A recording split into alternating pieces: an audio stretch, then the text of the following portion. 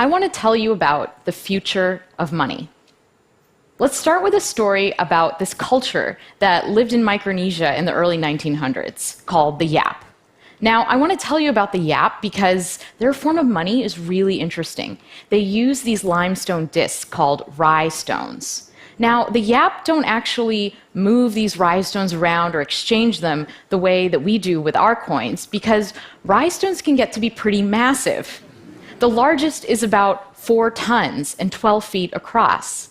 So the Yap just kind of keep track of who owns what part of what stone. Now, there's a story about these sailors that were transporting a stone across the ocean when they ran into some trouble and the stone actually fell in.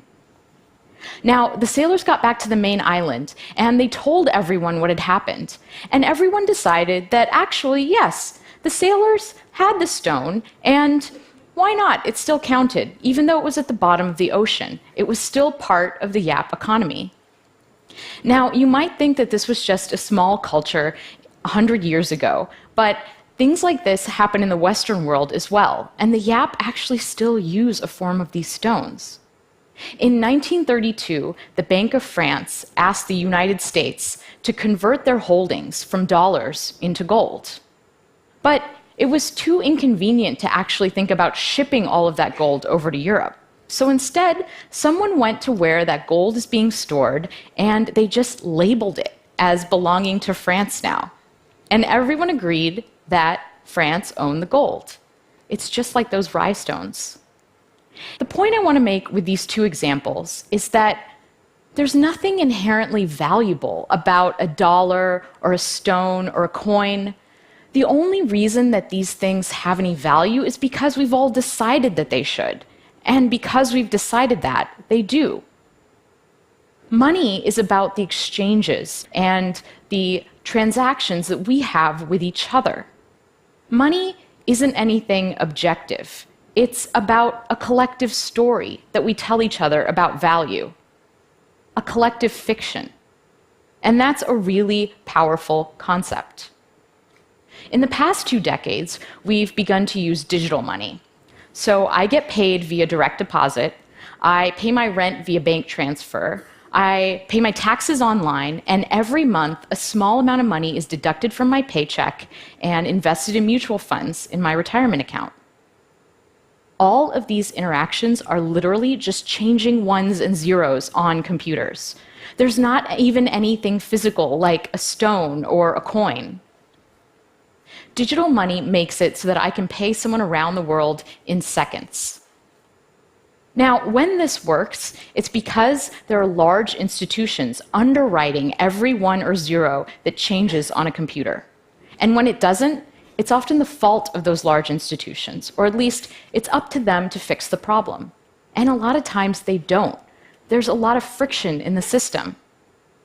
How long did it take the US credit card companies to implement chip and PIN? Half my credit cards still don't work in Europe. That's friction. Transferring money across borders and across currencies is really expensive. Friction. An entrepreneur in India can set up an online business in minutes, but it's hard for her to get loans and to get paid. Friction. Our access to digital money and our ability to freely transact is being held captive by these gatekeepers. And there's a lot of impediments in the system slowing things down. That's because digital money isn't really mine, it's entries in databases that belong to my bank, my credit card company, or my investment firm. And these companies have the right to say no. If I'm a PayPal merchant and PayPal wrongly flags me for fraud, that's it. My account gets frozen and I can't get paid. These institutions are standing in the way of innovation. How many of you use Facebook Photos, Google Photos, Instagram? My photos are everywhere. They are on my phone, they're on my laptop, they're on my old phone, they're in Dropbox, they're on all these different websites and services.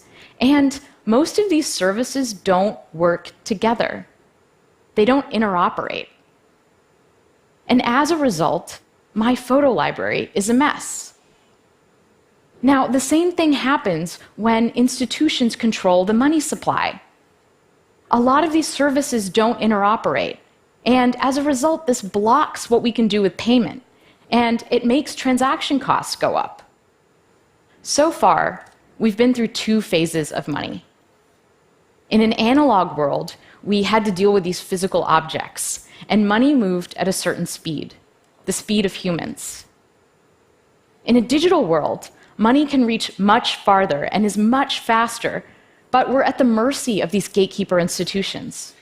Money only moves at the speed of banks. We're about to enter a new phase of money. The future of money is programmable. When we combine software and currency, money becomes more than just a static unit of value, and we don't have to rely on institutions for security. In a programmable world, we remove humans and institutions from the loop. And when this happens, we won't even feel like we're transacting anymore.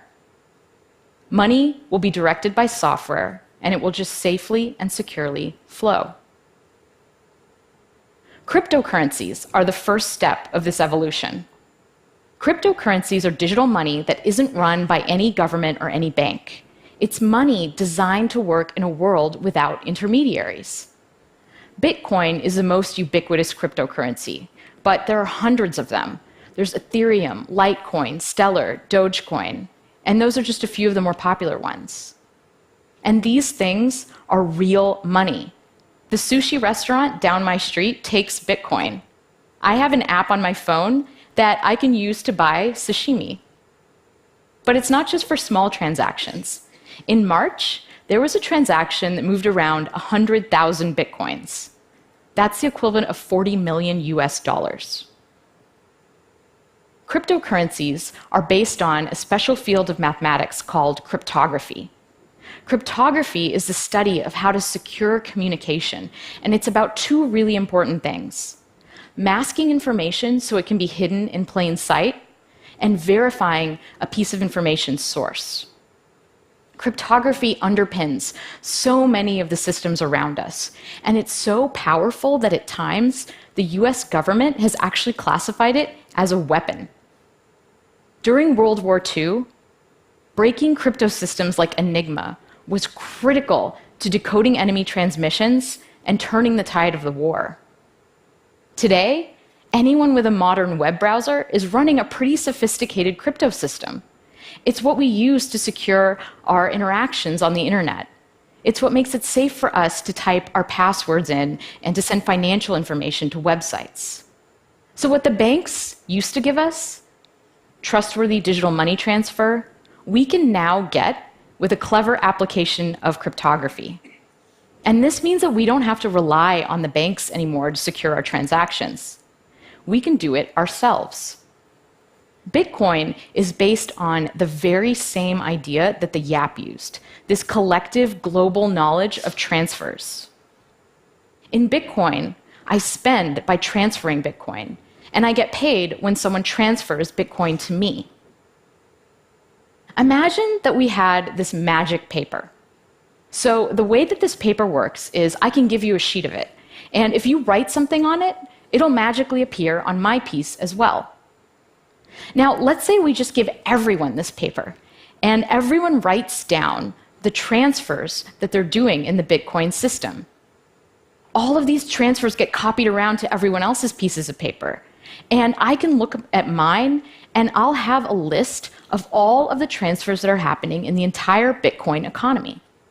This is actually what's happening with the Bitcoin blockchain, which is a list of all of the transactions in Bitcoin, except it's not done through paper. It's done through computer code running on thousands of networked computers around the world. All of these computers are collectively confirming who owns what Bitcoin. So the Bitcoin blockchain is core to how Bitcoin works. But where do Bitcoins actually come from? Well, the code is designed to create new Bitcoin according to a schedule. And the way that it works is that to get those Bitcoin, I have to solve a puzzle. a random cryptographic puzzle.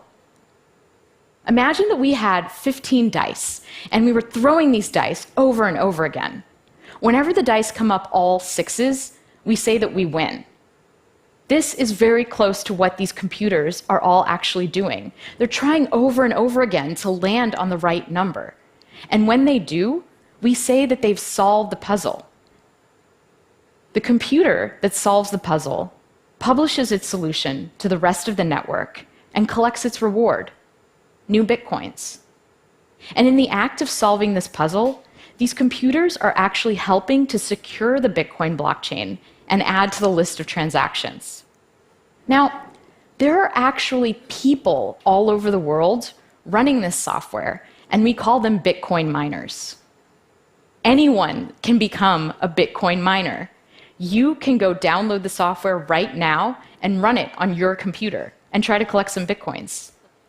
I can't say that I would recommend it because right now, the puzzle is so hard and the network is so powerful that if I tried to mine Bitcoin on my laptop, I probably wouldn't see any for about 2 million years.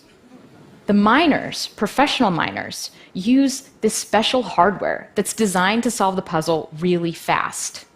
Now, the Bitcoin network and all of this special hardware, there are estimates that the amount of energy it uses is equivalent to that of a small country.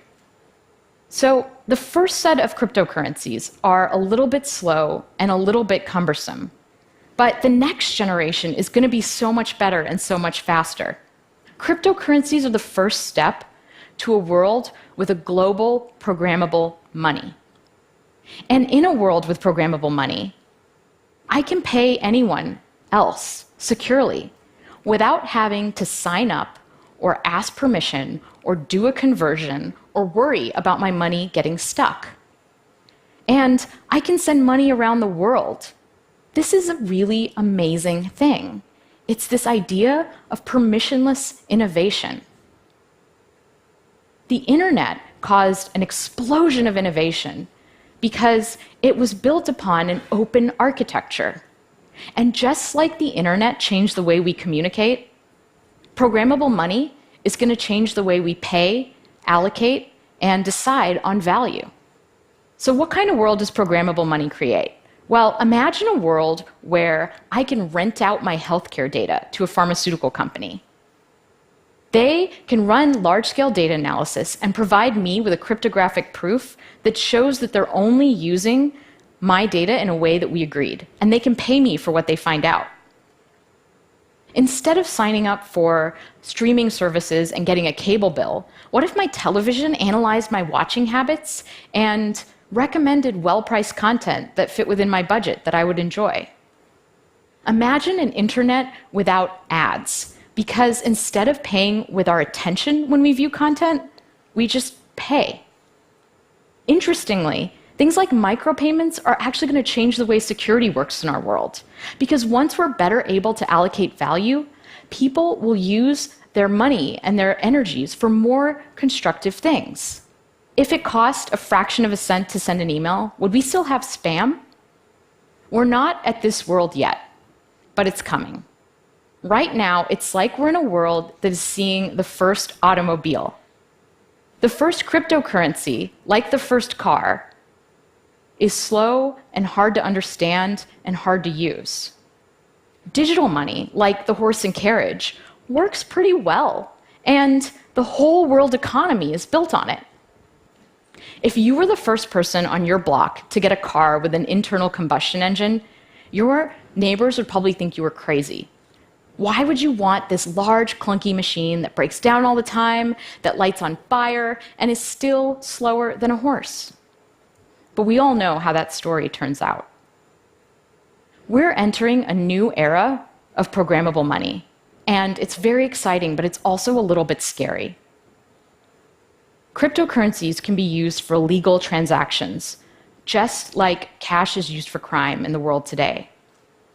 When all of our transactions are online, what does that mean for surveillance? Who can see what we do? Who's advantaged in this new world and who isn't? Will I have to start to pay for things that I didn't have to pay for before? Will we all become slaves to algorithms and utility functions? all new technology comes with trade-offs. The internet brought us a lot of ways to waste time, but it also greatly increased productivity. Mobile phones are annoying because they make me feel like I have to stay connected to work all the time, but they also help me stay connected to friends and family. The new sharing economy is going to eliminate some jobs, but it's also going to create new flexible forms of employment. With programmable money, we decouple the need for large, trusted institutions from the architecture of the network. And this pushes innovation in money out to the edges where it belongs. Programmable money democratizes money. And because of this, things are going to change and unfold in ways that we can't even predict. Thank you.